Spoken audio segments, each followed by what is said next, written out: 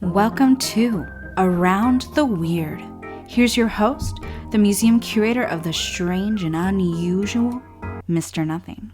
Thank you, mysterious voice, and welcome back to Around the Weird, a booktube channel where I talk about all the unusual and out of the ordinary literature that I have found in my travels. Today, I want to talk about a specific graphic novel that I read. That's right, I'm back on that graphic novel grind after being kind of away from it for a little bit of time. Well, with my move to California and reading other things, I haven't been able to, get the graphic novels that I wanted. But luckily, again, the local library that I have been patronizing, don't forget to patronize your local library, has a great assortment of graphic novels. And also I bought two of them at least, because I've been wanting to catch up on certain ones. And so today I want to talk about a graphic novel series that I've been exploring, and a specific volume that is about kidnapped children and the King of Dreams. I am referring to The Kindly Ones, the Sandman, Volume 9, by Neil Gaiman, my bad. With art by Mark Hempel, Richard Case, Disraeli, Ted Christensen, Glenn Dillon, Charles Vess, Dean Ormston, Kevin Nolan, introduced by Frank McConnell, which that name sounds familiar, although I don't really know who that is, and an afterword by Neil Gaiman. Neil Gaiman, which the afterword is kind of stupid, and maybe I'll talk about that later. But I've returned to a Neil Gaiman series. I've been exploring the Sandman series and enjoying it to some extent. There have been some volumes that haven't been as good, and there's been some volumes that have just blown me out of the water, or whatever you want to say. Specifically, volumes 7 and 8, where volume 7 was about King Dream and his son. And a number of other things. And volume 8, I believe, was about The World's End, a series of short stories about a motel or hotel of sorts displaced through time because of some world-changing event. And so here we are, volume 9. What is it about? What is Gaiman talking about here? Well, let's find out. I'll do a brief summary, a little bit of an analysis, and we will move on from there. So The Kindly Ones, Volume 9 of the Sandman series, begins with a sort of reintroduction to King Dream through the eyes of a dreamer. We're sort of escorted around King Dream's castle of sorts, his plane of existence, where we meet everybody once again, which is very helpful if you haven't read the Sandman series in quite some time like I have. But it's just basically getting to know Dream, what he's been through, and who all these people are, who he's surrounded himself with, trusted people, and pretty cool people too. But unfortunately, Dream shows up and is like, "Why are you showing this dreamer around my castle? They shouldn't be here." And so Dream sends them on their way, but not before being like, "Oh, well, I guess it's no problem. Everyone finds themselves here eventually." So showing that he does have some compassion, which he's developed over his thousands upon thousands of years of existence. We're also reintroduced to Hippolyta, or Lita for short. She was the pregnant lady we met in like the second or third volume, who was in the dream world with her husband Hector, who was pretending to be King Dream. And so Hippolyta ended up having a kid, which Dream laid claim to because that kid, Daniel, was born in the dream realm, or at least like created in the dream realm, or gestating in the dream realm. So Dream has laid claim to that kid, and the kid has been in the dream realm without really understanding what that is. Unfortunately, Hippolyta is very saddened to learn that Daniel has been kidnapped by some unknown parties, and so most of the story is about Dream trying to locate Daniel, other characters trying to locate Daniel too.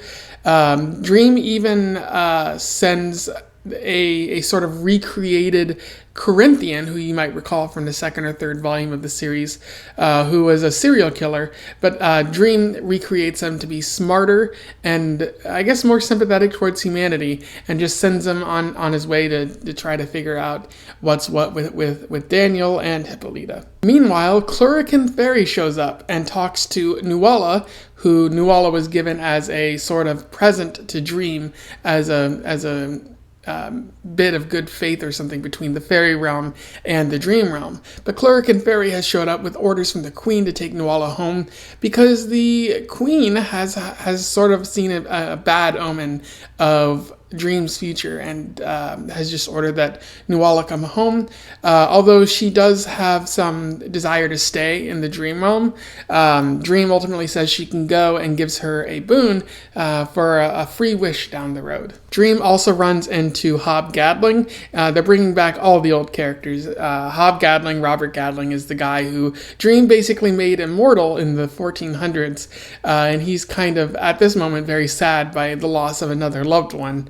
And he's realizing that immortality probably isn't worth it if you're just going to keep losing people in the end. He also notes that he can smell death on Dream, so that's another omen that's been popping up for Dream. The police show up to Hippolyta's apartment and tell her that Daniel is presumed dead because they found a body that looks like him.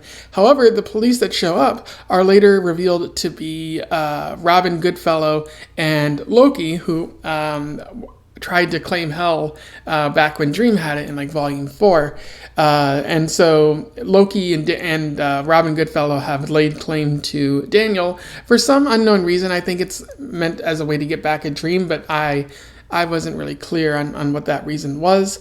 And so Loki tries everything to try to throw Dream off his trail, but the Corinthian manages to catch up with him eventually. Lita ends up blaming Dream because she recalls that he laid claim to Daniel, and so she believes that he came in and stole Daniel or even killed Daniel.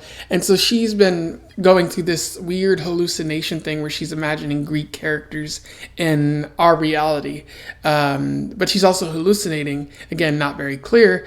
And so Lita is dealing with like the kindly ones, the Greek Furies, who she is working with to try to get Dream punished.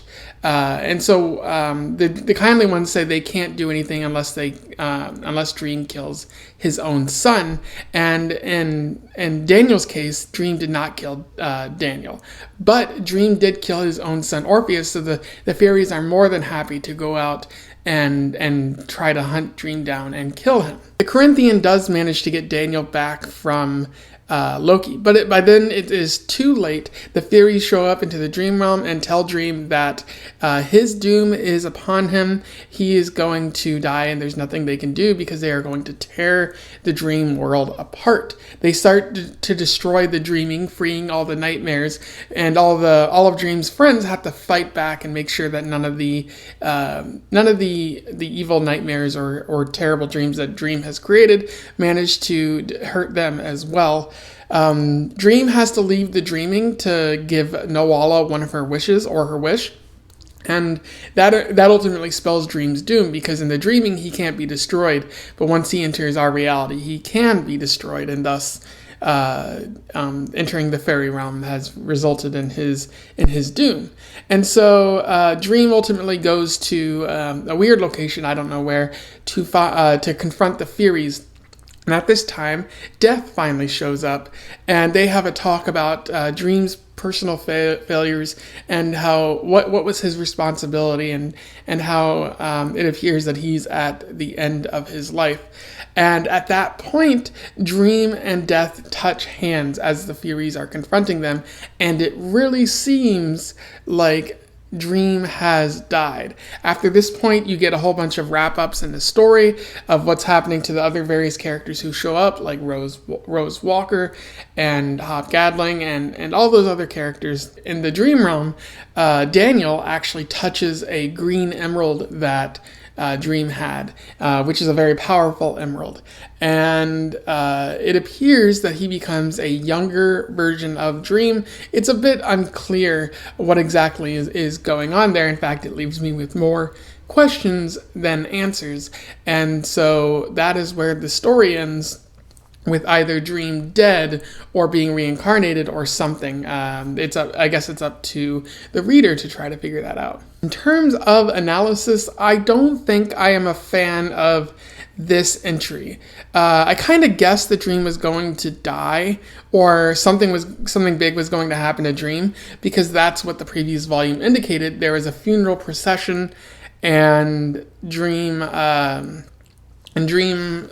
wasn't in that procession, and Death was looking really sad in that procession. So it was kind of indicated that maybe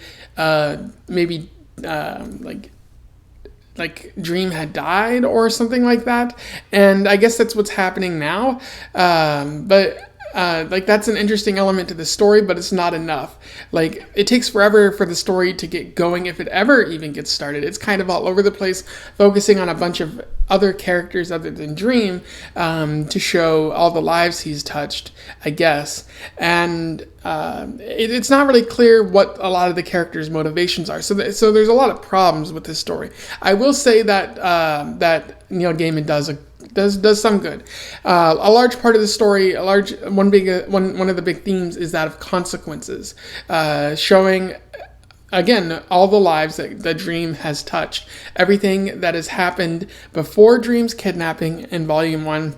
And everything that's happened since has continued to unfold in the background. And as a result, these are having consequences. When Loki feels slighted for not being given control of Hell, he decides to stick it to Dream, and he does that by kidnapping Dream's child, Daniel, or the kid that he has laid claim to. And so Dream is suffering the consequences of slighting someone. You also see what happened to Lucifer after he gave up control of Hell. It doesn't really seem to have a lot of influence in the overarching story, but again, you do see the after effects of everything. And so this feels like an epilogue more so than anything else, which is weird because there's still a couple more installments in this series, and I wonder what Gaiman's going to talk about, if he's going to talk about anything.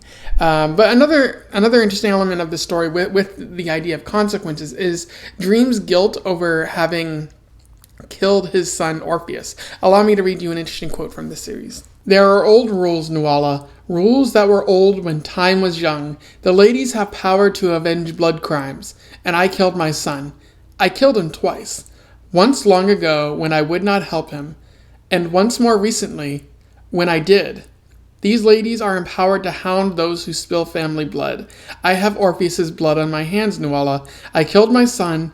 It was what he wanted, what he craved. In my pride, I abandoned him for several thousand years, and then at last, I killed him."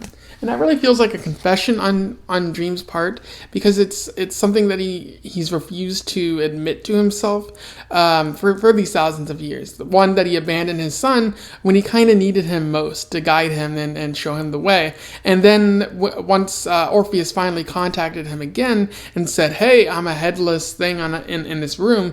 Please kill me so that I can finally be done with it." Dream kills him, but he feels immense guilt about it, and he doesn't open up to anyone about that, as you can see in Volume 7. And this is the consequence of that, of not talking to anyone, of not being open about the guilt that he feels, of kind of hiding it deep down below. The guilt is coming back to him in the form of the Furies who have come to take his life. Although it does really seem like he is trying to express that guilt in some way. In this story, he does try to bring back the Corinthian. Even though the Corinthian tried to basically murder a bunch of humans and take over the realm of dreaming in like the second volume, Dream tries to bring back the Corinthian, I think, as a means of showing guilt and having learned from past mistakes. He couldn't see that the Corinthian was evil and was just going off on its own. when he first created him, but now he's understanding that he's made a mistake and he's trying to fix that. And it really does seem like he turns the Corinthian into a better person in this particular volume. And so maybe that's Dream's guilt and a reflection of all these consequences, is that Dream is trying to mend the mistakes of the past, but it doesn't seem to be enough as he dies at the end of the story. Another thing worth talking about is Dream's apparent death in this story. It really seems like Dream has given up. He's revisiting old friends and just trying to tie up loose ends in terms of the people he's met, whether it be Loki or talking to Hob Gadling or anything like that. Although he doesn't talk with Rose Walker or any of the other characters like that. So there's no direct interaction of him trying to tie up loose ends, even though it seems like Neil Gaiman is trying to tie up loose ends with this story. And he even has a conversation with Death, where she points out, like Destruction, like he was willing to walk away from his role as Destruction, and nothing bad happened. You could have done the very same thing, Dream, because it seems like Dream has given up at this point, and it seems like he's been tired for a while. And Dream says, "No, I couldn't have given up." And I think at that point, it's a reflection that like Dream's not morally obligated or bound to this role. Instead, he's more. He feels a sense of duty, like he has to be the king of dreaming because no one else is going to do it, and this is who he is. He works hard, and he loves his role, and he can't just walk away from it, even though he feels very much tired. And I really like that comparison to the character of Destruction, who we saw 2 volumes previous. Destruction was willing to give up his role as Destruction, and he felt great about it because he didn't want to return to that role. But Dream can't do that because he's tied to this in his own personal sense, and it's really like an interesting reveal of his character, even more so, because the king of dreaming is a person who no longer wants to do the role, but feels like he has to do it out of obligation. And that's really harsh. That's really tiring, and I can see how that would like run you ragged, and maybe you'd even be happy to meet your end at the hands of the Furies if that were the case. And despite introducing all these interesting ideas in this story, again, the story does feel all over the place. I don't think Gaiman managed to say what he wanted to say, and given that this was supposed to be a resolution to the story that we've seen over the past 8 or 9 volumes, it still doesn't feel like a good resolution. Like, Gaiman was afraid to end it, and so he just decided to leave it up in the air with a bit of a mystery. And as a result, I don't like it. I think it's kind of bad. I don't like the lack of resolution. I don't like how meandering the story felt. It's hard to really get into it, which is kind of disappointing because I've liked the series for the most part up to this point. And it's just disappointing when you get to a real low point in the series. Anyway, those are my thoughts on Volume 9 of the Sandman series, The Kindly Ones. An interesting installment in the series with a lot of potential, but I don't think Gaiman manages to meet that potential. If you disagree with that, or you simply want to say something about my review, feel free to comment below. I would love to hear from you. Let's have a discussion about this. Otherwise, don't forget to like, share, and subscribe so that more people can find out about the Sandman series. Perhaps some people can even read it before the super interesting movie or TV show comes out very soon. And until then, I wish you the best of luck in your weird and dreamy travels. Farewell.